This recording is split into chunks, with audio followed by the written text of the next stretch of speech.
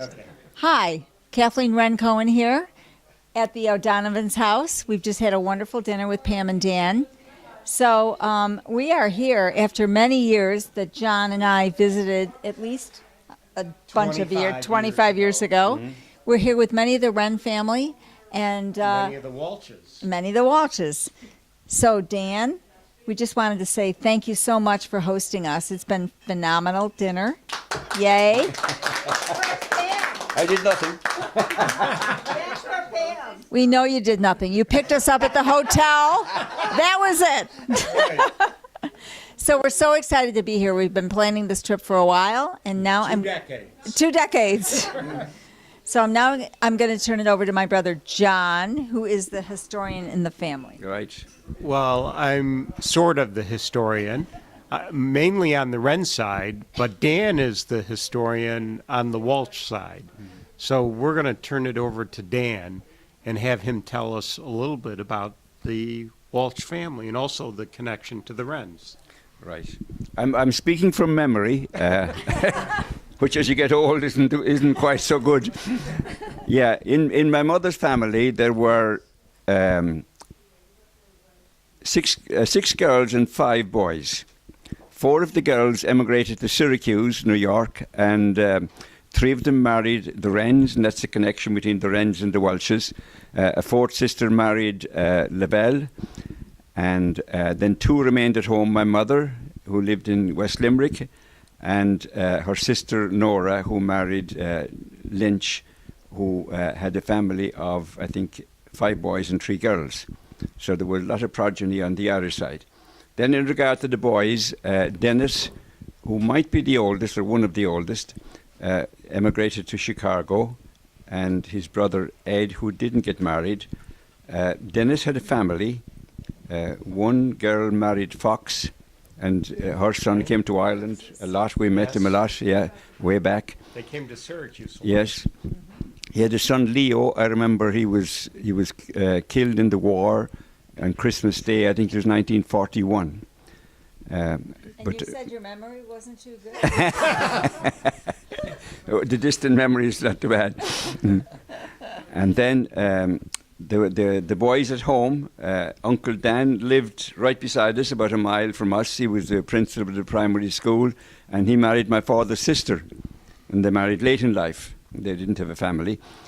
Then there was Jack Welsh, and my memory, Jack Welsh lives in the home Welsh family in a place called Tullamore, just outside Listowel. Yes. And his family have mostly emigrated. His grandchildren are around. And then there was Tom, who was principal of the primary school in Estee, County Kerry. Yeah, or Beale, actually, yes, okay. And he had a large family. Many boys, Jack, Dick, Dennis, Danny, and Tommy.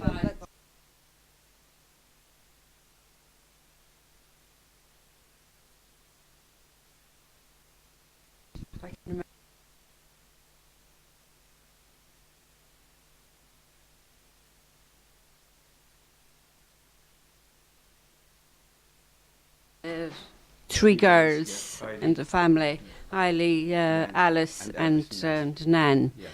And I'm the granddaughter of Thomas, isn't that right? Yeah, you're Yeah. the daughter of the oldest son of Tom. Of Yeah. Tom, yes. So, Yeah. Who else had families? Dick had 2 children. 3 children, yeah. Right. Oh, he had 3 Tom, actually. Tom Tom and Eddie. Tom and She was not Eddie, no? can't remember. Yes. I remember Dick because when I was a student, I went to England to work during the summer, and Dick used to host me. He was a school teacher in Essex, just north of London. Very strict. Yes, and we stayed with him, and the next time a friend came with me, and we hadn't told him we were coming. So, and he just had a baby, and that was Tom, I think, just a short while before that. So we either got in through the window or got in some way into the house. And when Mary came down next morning, she realised we had slept the night before in the house. So we were great friends. And eventually, she was from Scotland. Dick came back to Ireland, County Monaghan, and he taught there. And he died very young, at the age of 59, going into a football game, collapsed one day. Bonus. Yes, that's right. And then there was Dennis. Dennis was, he was a teacher, wasn't he? Dennis? Yes, right. Dennis was in Salford outside Manchester for many years. He married an O'Malley girl from there. And then he went to Calgary. And he came here with John not too long ago. And he died at what age? My sister Helen, now, who's the oldest of our family, had her 90th birthday in December. Dennis was a few years older, so he'd be 93 or 4 now, yeah. But he's dead. He died late 80s. And his family are there in Calgary. He has 2 boys, 2 girls, I think. So who's the oldest to the youngest in your family, Dan, and where do you fall? I fall in the middle. My oldest sister is Helen. She's in a home in Dublin at the moment. She's Alzheimer's, actually. She was 90 and 21st of December last year, shortest day of the year. Mm-hmm. And then Jimmy, who was Tom's father, he was next. And then Tom, who lived in Mullingar, he died at the age of 62. He was the first one of us to die. Wow. Then the next was Kathleen, who was a nurse in Dublin, and she actually got a mini stroke, and she's in the home, but she's perfect at the moment, right? And then Michael was next, who lived in Tralee, and he's the one that your grandmother sponsored to go to America. And he eventually came back to Tralee, and most of his family now are back in America, in Boston. And his son is at home in the business. Michael, I'm next to Michael. Then John, who's in New Jersey, did you know? Yes, we know John. Yeah, he's next. Yep. Then Dennis, who lived in Athlone and died a couple of years ago. Got a gastric problem and unfortunately died. Then Eddie, who was in the home farm, and he died very young. He's only 57 or so. Never smoked, never drank, and got lung cancer. But it came from somewhere else. Yeah, he was very unfortunate. And then the youngest, you're going to meet him in Dublin. That's Pat. Yes. Pat worked with the FAO, which is the Food and Agricultural Organisation, a branch of the United Nations. And he's living in Rathfarnham in Dublin, so you've made arrangements to meet him on Saturday when you get back from yes. there. Because he was away a few times and he was absent when you came. And we've met him a number of times at the weddings over in the States. You did? Yes, Yeah. at Cormac's. That's right, you did Yes. actually, you did. Yes, he was at one of those at least, yeah. And he spoke on the phone to Jamie, but didn't actually meet him the last time. Right. Yeah. So how was your mother related to my grandmother, and Oh, sister. how do you know they were sisters? Sister. She was the youngest of that family. She, Your mother yeah, was the She youngest. and Nora, who married Lynch, they were the ones who stayed at home. And the other 4 went to Syracuse. Right. And the other 4 were Mary Mary, Walsh, who married John Wren, right. and Kate Walsh, who married Ed Wren. And she stayed with your mother. Yes, No, it was over my there. She was grandmother. there, yeah. Right. because And her then husband- Hannah, her husband my was dead. grandmother. Yeah. No, Hannah married Ed. Right. Kate married Tom. Tom, right. Okay. And So Ed, Tom, and John. Ed, Tom. Ed, yeah. Tom, and John. And John, yes. And all 6 of them are buried under the same headstone in St. Mary's Cemetery God, in yes. Syracuse. Near West Onondaga Street. Yes, yes. So how do you know my father? Because didn't your mother help raise my father? Yes. And how We did that happen? Yeah, well, we spoke earlier about your father. When your mother was in the hospital, I think, having the baby. Grandmother. She, Anne was a couple of years old, and your father, Tom, just as he was born, or soon afterward, very soon afterwards. 6 months. The father, 6 months was it, the father died. Yes. And then, of course, she couldn't work, taking care of the family. So I think she came home for maybe a year or something, and then she left Tom here, your father, and Anne and herself went back. And who raised my father? How long did Hannah stay in Ireland? I don't know. I think it's in the book, but I'm not certain how long. Not long. It was very short. In your Okay. So, but history, you it, said 2 years, but it wasn't. right. But anyways, who raised my father? Well, as I was saying earlier, I think, you see, as I said, Jack Welsh lived in the home place, and Tom was 10 miles or so away in Estee, and he was teaching. Yes. And I have a feeling, because he being the teacher, that he was in that house. He might have gone to the same school, yes. but I'm not certain of that. But what I do know, as we said earlier, John Culhan, the man you met, was in his class in school. So he went to school in Lawhall, in our place. Yes. And but I think that was the second half of his education. You know, in those days, you had to go to school till you were 14. There was hardly anybody going to high school or secondary school, as we call it. And John tells a good story that I was telling about these characters who used to rob apples and trees and and were in prison a lot of time. When the teacher would reprimand him, he used to run away from the school. And the rest of the boys were asked to go after him and bring him back, you see. So they would always run about 10 paces behind him to make sure they wouldn't get him, because then they'd get the day free. They'd just keep running after him all day. And one day this goody fellow ran fast, and he was just about to catch him, and they waited till he came near a drain, and someone tripped him, and he fell right into the drain. Excuse me, I hope that mic is not on. I've got one. Okay, welcome back. We're here with Dan and Pam and John. And so Pam, unbeknownst to us, we learned something new about her today. She is a swimmer. And now we know why Pamela is as gorgeous today as she was the day she got married. Now, I didn't know you'd already been to Blarney and kissed the Blarney Stone. Why didn't you tell me? You've no need to go, that's for sure. This is my first time on video. Isn't that right, Dan? Yeah, oh, absolutely. I'm not good on videos, but anyhow, someone said, I think that's my lifeline, a swimmer. That's my whole life, isn't it, Dan? Yes. I think he'll agree. That's where I'm gone every day. Where am I swimming? So he never minds. Anyhow, to prove to you, this is some pictures. A picture says 1,000 words. Oh, that's the diving board. That's the diving board in Black Rock.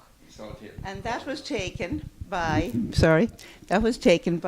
a Canadian photographer who was down one day, and he asked us to pose there, and we were on a calendar in Canada somewhere. Oh, wow. Okay, that's that. Now, the next, calendar. Now the not and then we happened to be with us, and we just asked it.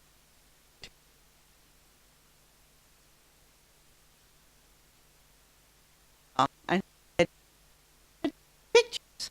So here we are with our coffee, and this was on the front of the Irish Times. Now, not the New York Times. No, sorry, not the London Times, but only the Irish Times.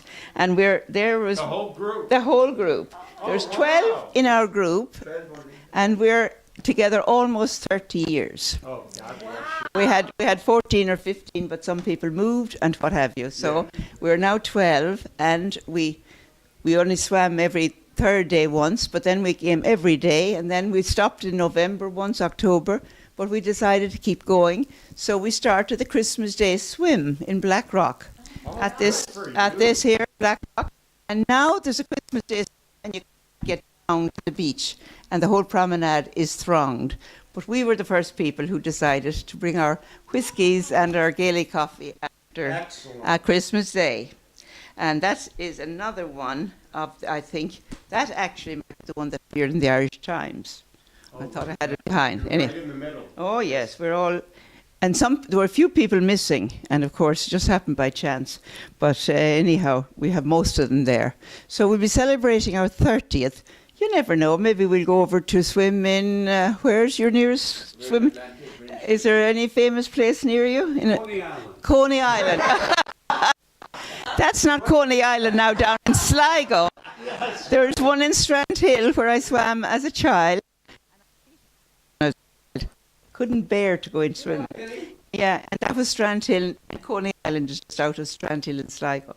And then, because we're a group of ladies who are very active, and we do some charity work. We collected money to buy a boat for people in Sri Lanka, I think it was, and a few things. We have bazaars, make money for things and so forth. But we wrote to the president, and the president of Ireland has a summer party every summer, and she invited groups from, and this lady, this President Max, we wrote to her and we told her our story, and she invited presidential.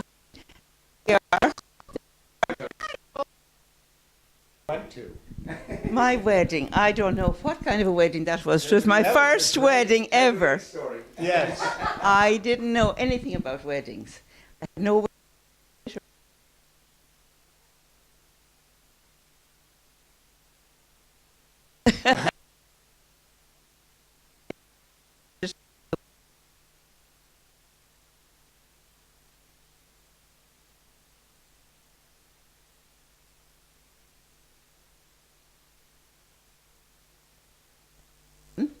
was Monsignor there, at the university, and he came and he stayed in the Monsignor in Ithaca, Cornell.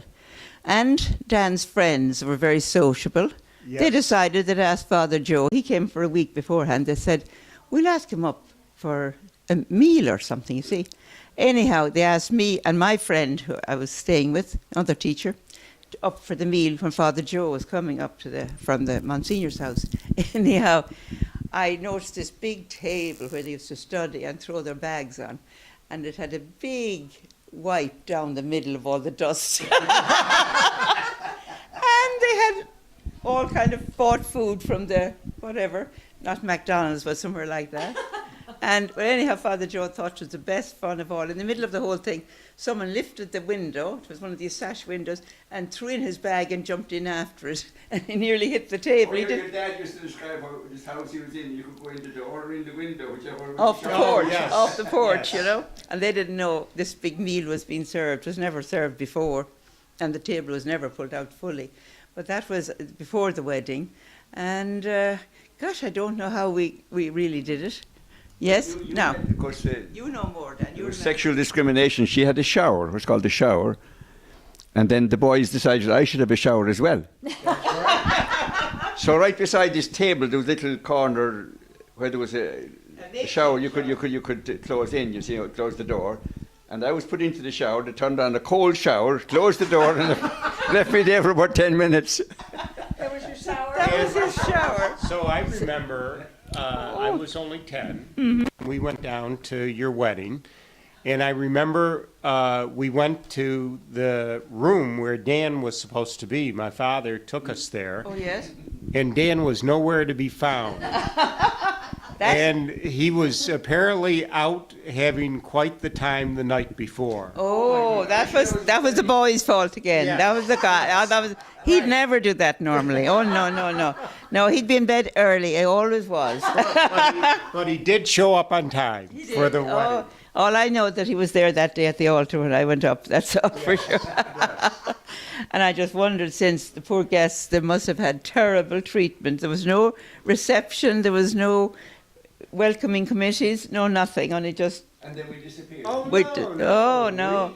I remember the reception. I don't even know how we put on the reception. I mean, the wedding reception, much less the pre-dinner and the post. Yes. All this. Well, you did great. We didn't have anything like that. But anyhow, they were very good to come. Your friend Dr. Hank Drake was there from Toledo. Yeah, my cousin from Toledo. He toured Dr. We're now looking for them. Hello there. Man himself.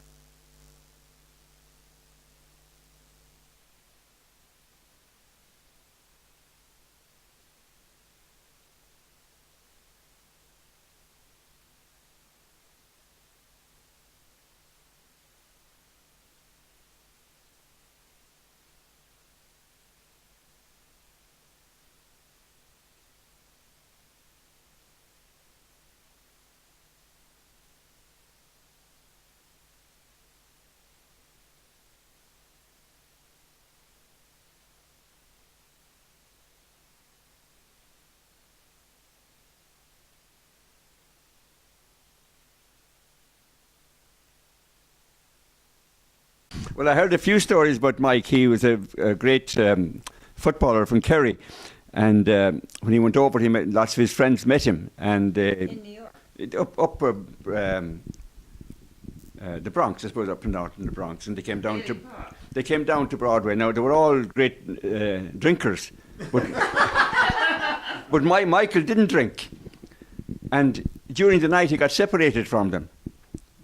And hadn't he counted all the stations that he had come down, and he made his way back, got out of the station, walked down the street, and went down the steps of the apartment they were in. And as he was going down the steps, he recognised one of the fellows lying on the ground just below.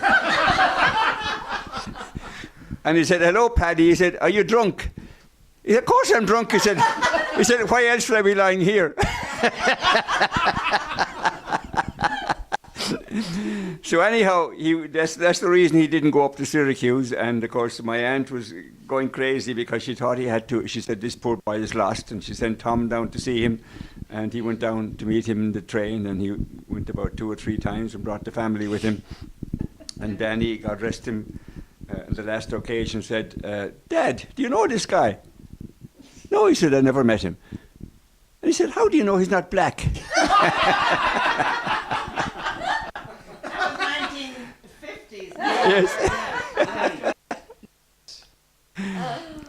So actually, Michael was supposed to go to Syracuse, but I ended up going up more because I was in Cornell, and we would go up ever so often, and great times there. And when I went to Syracuse, when I went to Rochester, your dad and his mother came, and I can remember we had a landlord who lived next door to us. He was 80 years of age, and he was very fussy, like him in a bit of dirt on the street. He was fussing about things, and I said to Aunt Han, I said, I don't know why he's so fussy. He's 80 years of age, what's he worrying about? And she said, "Oh, Dan," she said, "80 isn't old anymore." I didn't realise that she was 80 herself.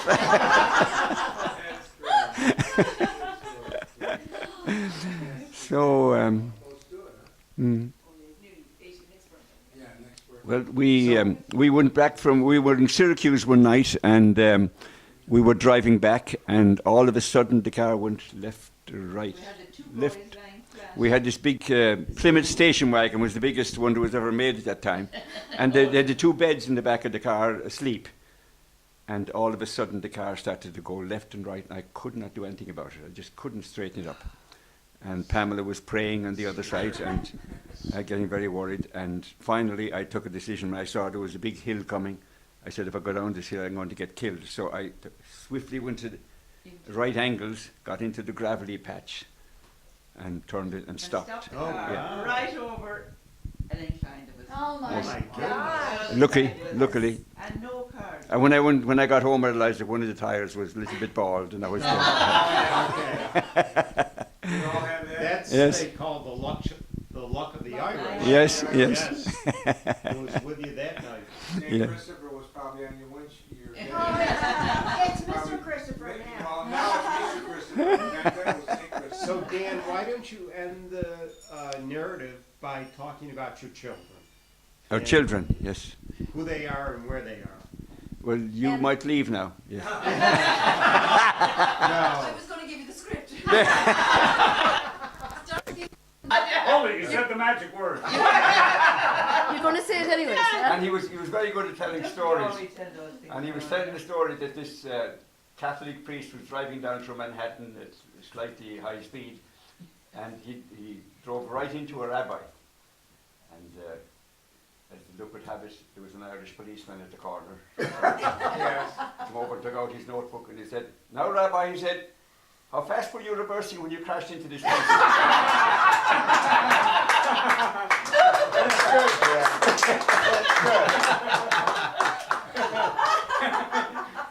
He was good on Catholic jokes as well. He was telling. That's a good one. He's telling what these 2 characters hadn't been at. Pick up the mic. These 2 characters who hadn't been to confession for several years decided one night that they would go, and anyhow they went, and one went in and the other waited outside for him, and the priest pulled over the shutter and he said, "What are your sins?" And he said, "I committed adultery, Father." "Oh my God," he said, "that's terrible." He said, "I bet there's Mrs. Clancy in the detached cottage." "Oh, no, Father, you're wrong. Well, if it's not, it has to be Mrs. Nolan, who lives down in the two-story house." No, Father, you're wrong again. Well, if it's not, it has to be Mrs. O'Reilly down at the crossroads." "No, Father, no." And then a knock came to the door. There was a terrible road accident and the priest was needed, so he had to rush out immediately. And as he went, the guy slightly opened the door and his friend said to him, "Did he forgive you?" "No," he said, "but he gave me a few good names." I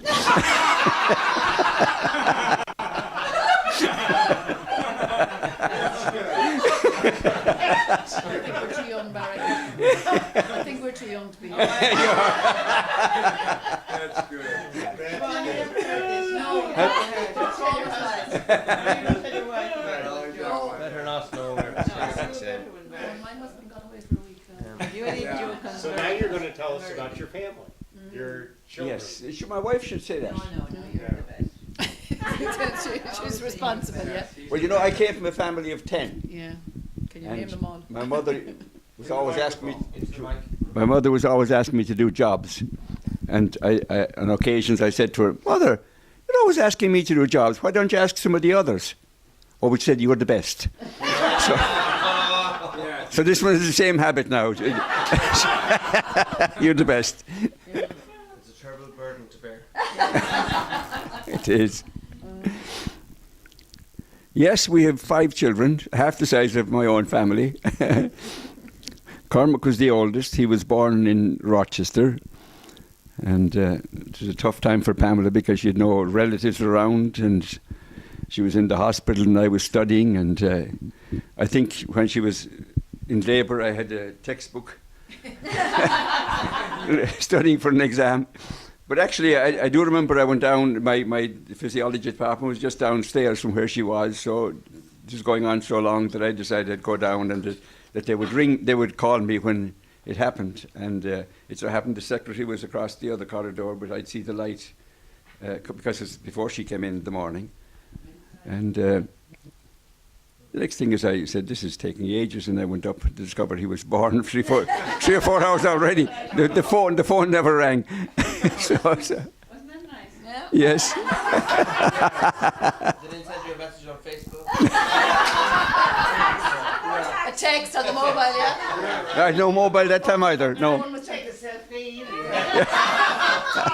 Yeah, that's great. No Twitter announcement. No. That's stuff. Then Brian came along, the second. Brian is in Dublin now. He's is there any story about Brian? I can't remember. Oh, gosh. Brian never slept a day. Brian he used to cry a lot, and the man upstairs. What? He never slept, No. and he's still an energetic. Yeah. Doesn't need to sleep. Yes. And then a little girl called Siobhan came along. Does she happen to be close by today? Yes. Never say hello. She seems to be good at the jobs too. Yeah. Yes, she was born in May, and we had to come home in August. Out of the country in August. Yeah. And I had a car that I sold, well, supposedly sold to a student or someone, and he decided to come to New York with us in the car. And we had this big U-Haul, you know, do you still have the U-Hauls? With the kitchen sink and everything at the back, coming back to Ireland, because at that time there were probably no freezers or refrigerators or anything, and we were bringing everything back, and we had an awful load. But I discovered that when I put my foot on the brake, the car would tail into the next lane, and so I couldn't touch the brake. And I was in New York before I realised that if I had pressed